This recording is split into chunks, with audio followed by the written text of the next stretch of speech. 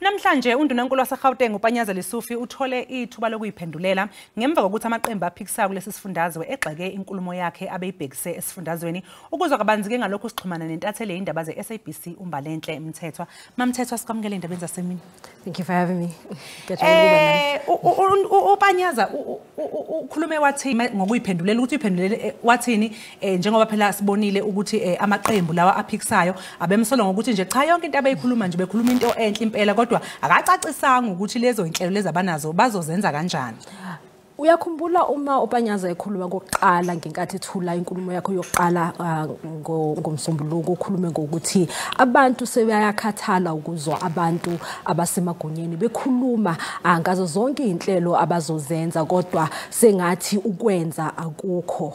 Uthe uma ephendula namhlanje wathi la maqembu aphikisayo yiwona lawa sengathi ayakhuluma kodwa awakwazi ukwenza, ekhuluma ukuthi njoba befikile bakhuluma izolo behlangene laphayana bekhuluma nje bephendula mhlambe amayelana nalokho akukhulumile ngenkathi ethula inkulumo yakhe.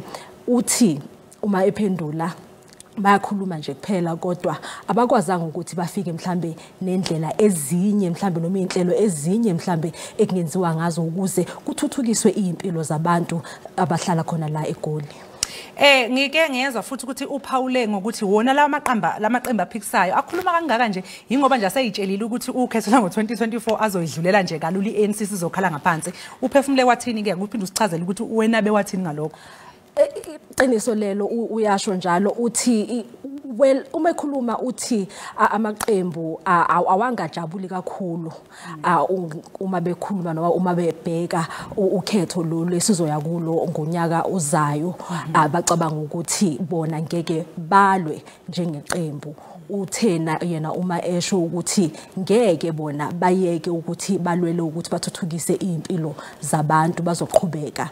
Uthi usola ukuthi amaqembu abusayo mhlawumbe amaqembu lawo aphikisayo kuvilapha nje kancane ngenxa yokuthi abona ukuthi ukhetho lolu esizoya kulo luzobona iANC iphuma mhlawumbe isifundazweni, kodwa uphinde futhi washo ukuthi laba futhi abaphikisayo mabaphinde futhi bakhumbule ukuthi uma sibuka ama municipalities afana neTshwane, iJohannesburg kanye neEkurhuleni ekubonakala sengathi imali ngathi ayikho kahle, ngathi kukhona kuneyintsolo futhi zokuthi imali ke yalahleka khona lapha eTshwane. Saphinde futhi sabona ukuthi kube khona nje ukungahlaleki kahle khona lapha eTshwane njengamanje ayikwazi ukuthi ikhokhele uEskom. Kuyinkinga lokho enkulu uma municipality ingakwazi ukwenza konke lokho. Uphinde futhi wakhumbuza nje iDA, sibonile nje ukuthi ukhumbuza iDemocratic Alliance ukuthi kahlehle njengoba nihlezi nikhuluma ukuthi in the Western Cape nenza kahle,